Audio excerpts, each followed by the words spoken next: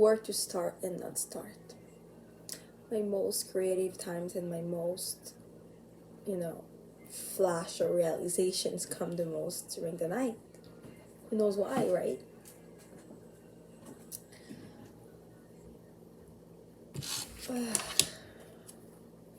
May I be guided throughout this video. May I share what needs to be shared at that moment. May I enlighten others as it should. If it can be of a help, I think it was worth the shot. I really do believe that we are bathed in so much constant confusion and distractions. And I'm not just talking about social media, movies, video games, books, any entertainment things. I'm talking about I'm talking about a paradigm, right? What is our ideas and our concepts. I'm talking about the way we think. I'm talking about the people we hang out. I'm talking about what we eat. I'm talking about whatever makes our life go. Wake up, toothbrush, habits, stacking, cooking, going on with your daily life. I do believe that just the simple concept of taking care of our body and mind, it can be a distraction and a confusion of itself. Let me explain it differently.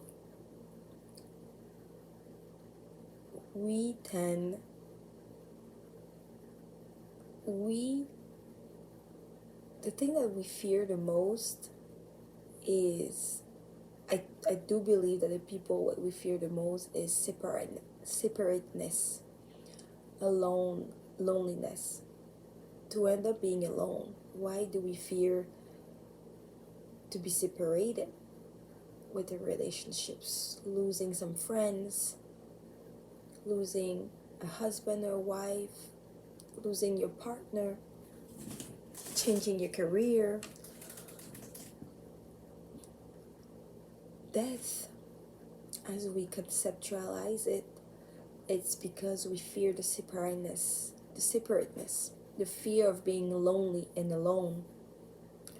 And the life that we've been living, the concept of life, the concept of growing up, the concept of going through this life that is actually three-dimensional, that we just only can see, and we haven't been taught, like I said in the earlier video, to actually be more aware and sensitive to the unseen world, leads us towards this fear of being alone, right? We are constantly, since our birth, are surrounded constantly by our parents, by what you see, by objects, by your house, by your mind. We're constantly being habitated with mind thinking and thoughts, right?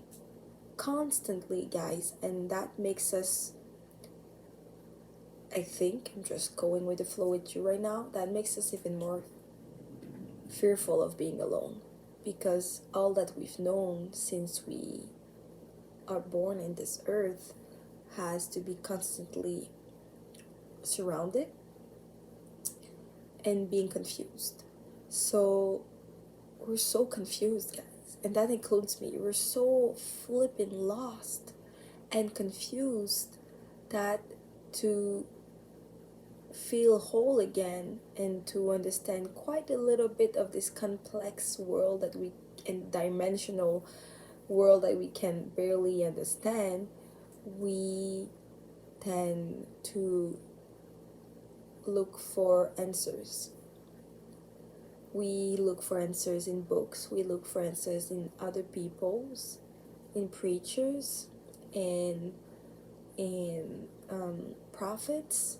We tend to look answers in our religions.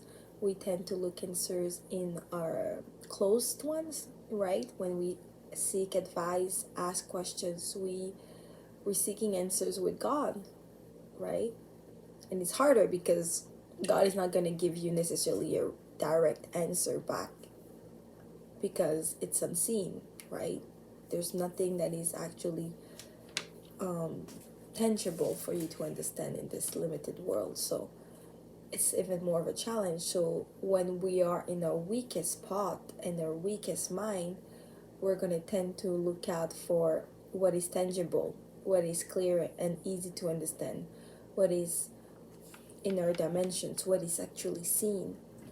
Um, but if you're growing up in a world that is filled with confusion, you don't know where to start. You don't know where to turn to. You don't know what to believe, and especially with the technology era, there's like truth, not truth. There's just so much confusion, and I'm not here to say like what is truthful and what is not, because this is exactly what my video is about.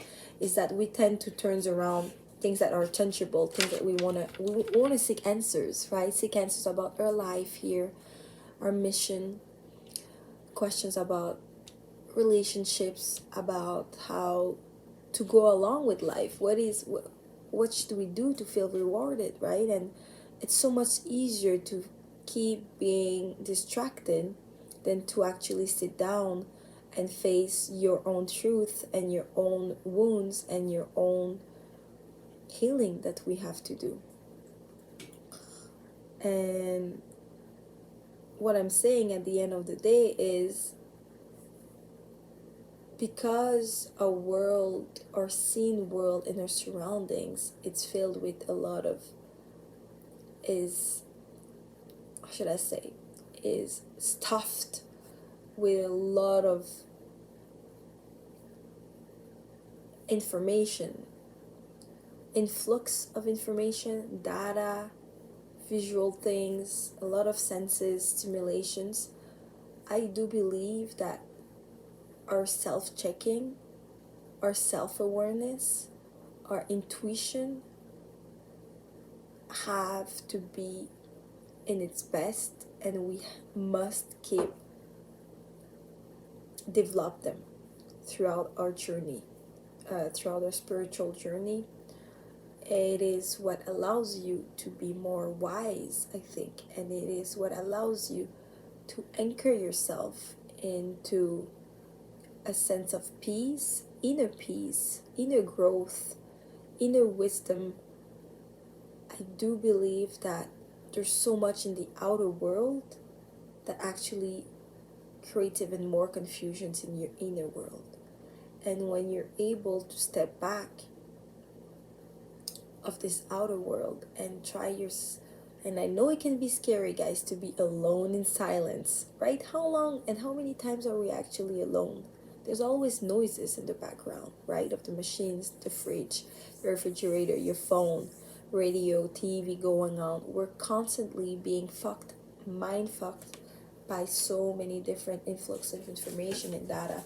So I think when we seek answers, and not just like, how should I take a Pokeball or should I take sushi this lunch? Like, I do understand that at this point you can be influenced in many ways.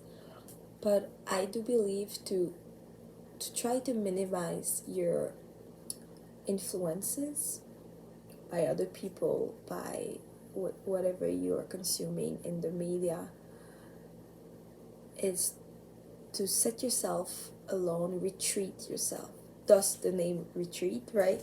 I cannot wait to create retreats and really connect with other people. But retreat yourself like Jesus did, basically, right? Like Jesus retreated himself, and I wish I would know more about it, but like he retreated himself for like hours and sometimes for a whole day while his disciples were waiting.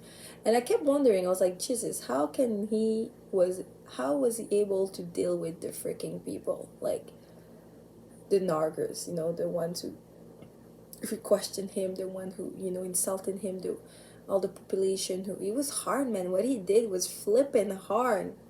He did what no priest and no pastors and no church could do, and he was I don't want to say one man, obviously. He was the Holy Spirit incarnated.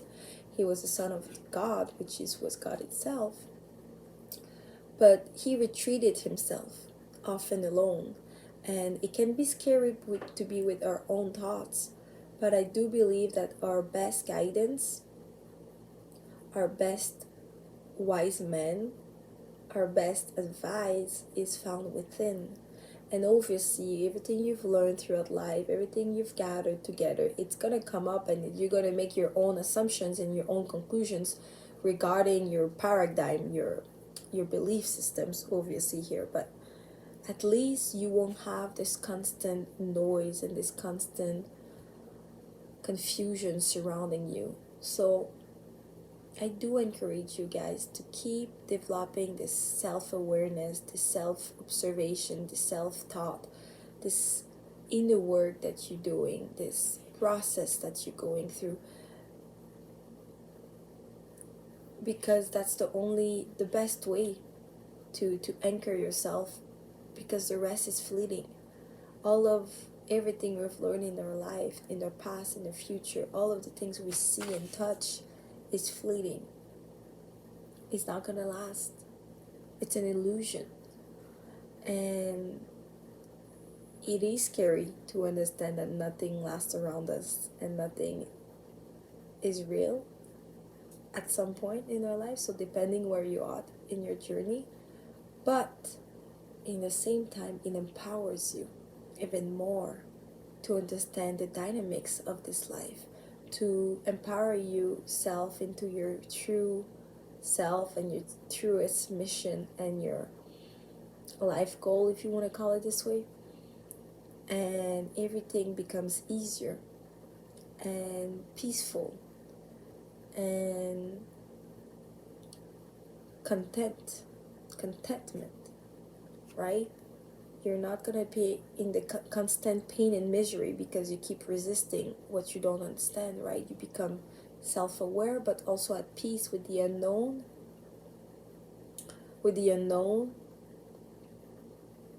and with the questions that are unanswered, with the uncertainty, because the only constant is change, right? The only constant is change. So I really do believe that we have to retreat ourselves, force ourselves, be aware and say, even though everything is going fine, or we are in a really doing mode, we must retreat ourselves, take a step back and resource ourselves with our inner guidance. Because although we're all the same and although we're all connected soul, because we're experiencing the same things but in different timelines, we do have different timelines. So it feels good to talk about it with other people, but sometimes we need some time off because we're just getting even more confused. And sometimes we need to be heard, and sometimes we need to share. So let us be intuitive. Let us be listening to our own needs. Because, yeah, it's very interesting, the journey and the seasons of life and the deep questioning that you have. And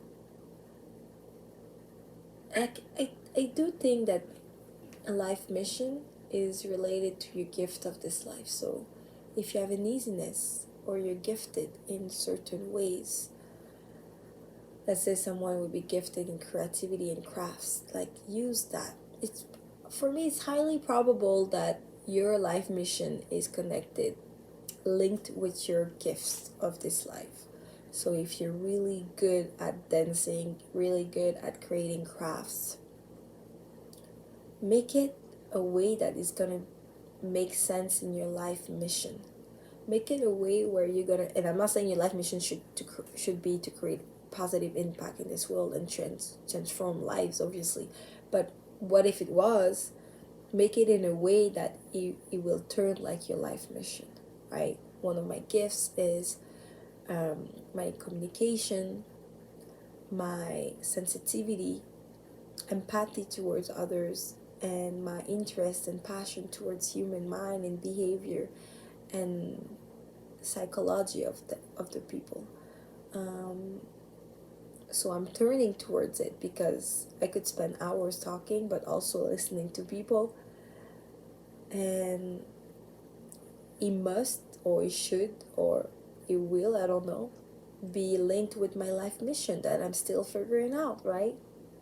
And like we always say, enjoy your journey. Don't be obsessed with the destination. Enjoy your journey. And I do believe this is why we have a timelines, time fleeting. It's because it's a journey. It's an ongoing journey. Because otherwise we could already be at the end and that's it. But we're not. So on this note, I wish you well. I am in this beautiful, as you can tell, this beautiful season and this beautiful moment of retreat, of thinking, of allowing, of forgiving, of trusting in the universe, and trusting that the signs will point me towards the direction that I must take. And it may not feel the right decision at the moment because you're resisting emotionally, but in time, this fleeting time, it will make sense. We always say it at the end of the day, like after everything that passed and we are now in our new self and a new standard of comfort, we're like, now I understand why I lived this. Now I understand why this person was in my life. Now I would never regret it, and I've learned so much from this thing. But at that moment back then, you're so much in your emotional state and in a weak position that you don't quite see the big picture. So I'm here to remind you, see the big picture, trust in the universe, because it's this or something better.